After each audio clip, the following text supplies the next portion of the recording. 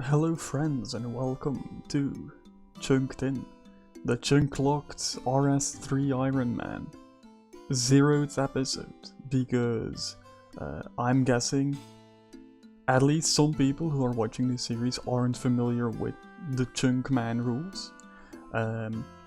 It's a thing that's been created by Alex, formerly known as Puka Guy, which I also say in the next episode, with that aside. And this first episode, or 0th episode I guess, is to get everyone up to speed, on the same page on what rules I'll be using. Because I'm not using the same rules as Alex uses in their series, or used, I guess, the vanilla chunk rules. They're not the same rules.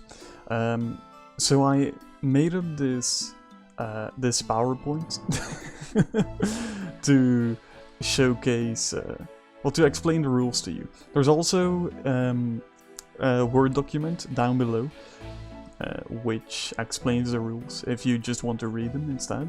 But you don't have to, is the point. Because we have them prepared on a PowerPoint. And I'll do my best to guide you all through it. And if you have any questions, just, feel free to ask me in the comments below. But without further ado, let's get into it. Hello, and welcome to my PowerPoint on the wow, great start. One Chunkman rules for RS3. Yeah, so let's start with the obvious question. What is a chunk, and how are we being restricted? Because this is a Snowflake Ironman account, which isn't very common in RS3, but figured I might as well try it, see if it's watchable, I guess. Being restricted to a chunk. So what is a chunk? A chunk in old school is a game area of 44 by 44 tiles, which is walking squares. Which is actually 150 by 150 in RS3, but the map I'm using, the website, the chunk picker by Source Chunk, is using the old school boundary rule, so I figured I might as well use that as well. They do extend infinitely upwards, so like floors of a different, or of the same building will be included in the same chunk.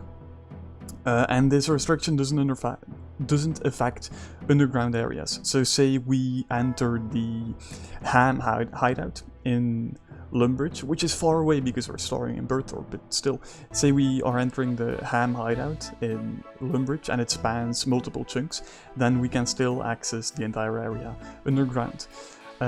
It also only restricts the player avatar, which is something that's different from the old school rules.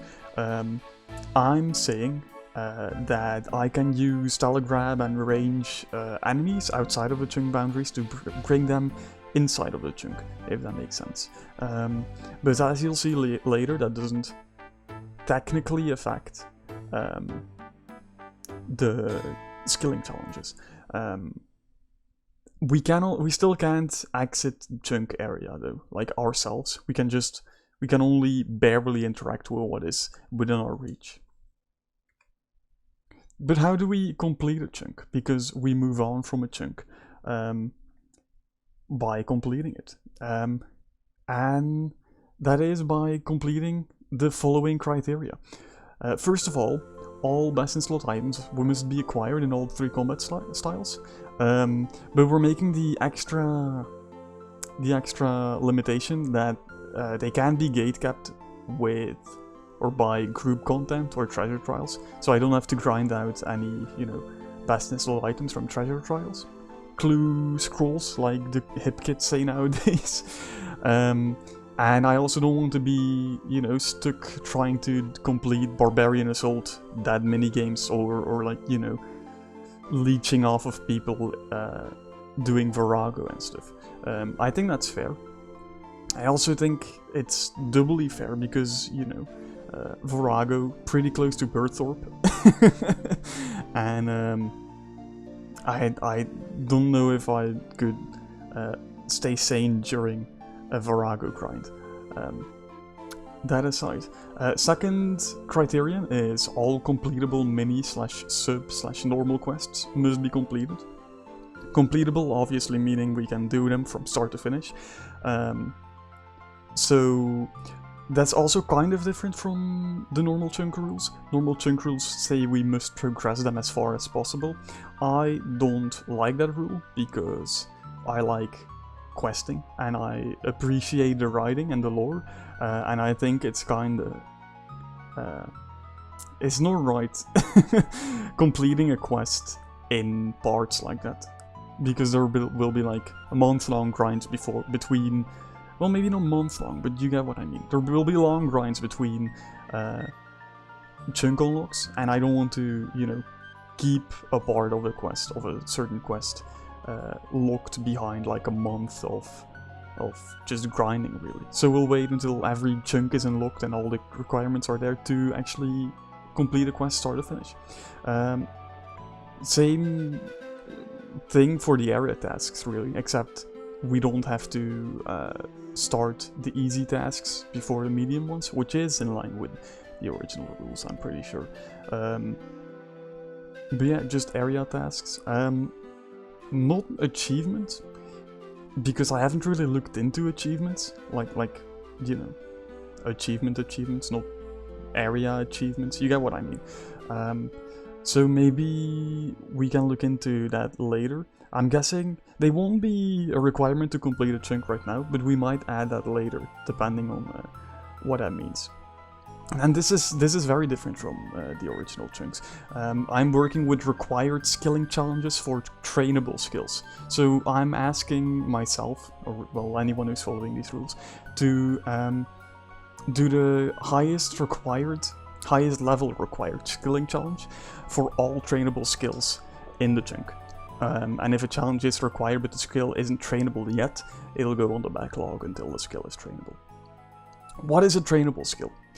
A trainable skill is a skill which has a method of gaining experience within the unlocked chunk boundaries, which is consistently trainable, and I like, consistently trainable, so the action of getting the experience is consistent, like cutting logs or mining wood, I guess, and it's not time gated or RNG gated, and by time gated I mean stuff like farming is very time gated.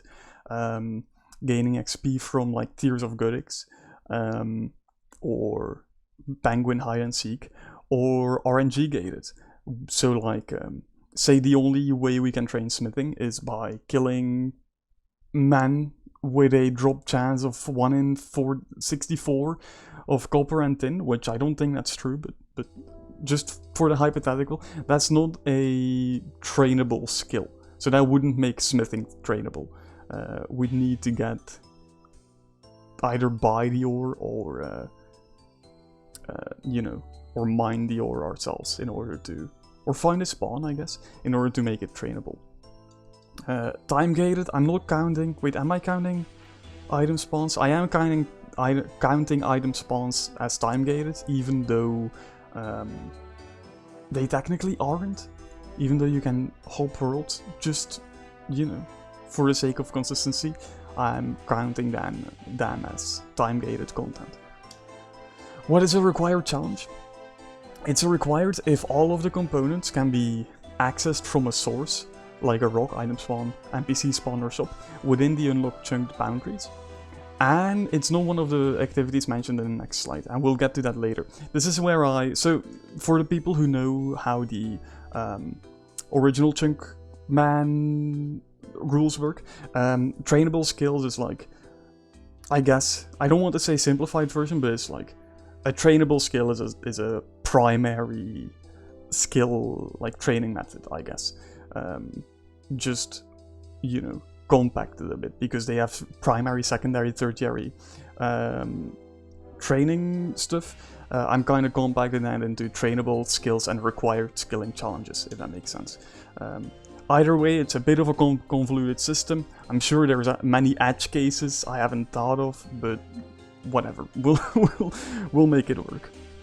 So required challenges, the challenges I've mentioned in the next slide, and we'll look at that in a second, are what they would call passive skilling challenges, the original Chunkman mode. Yeah, why not make the distinction between passive and active in this rule set? Because I like required better, and I guess this definition of a required skilling challenge also encompasses the whole idea of it, a skilling challenge being initiated in the original document. But yeah.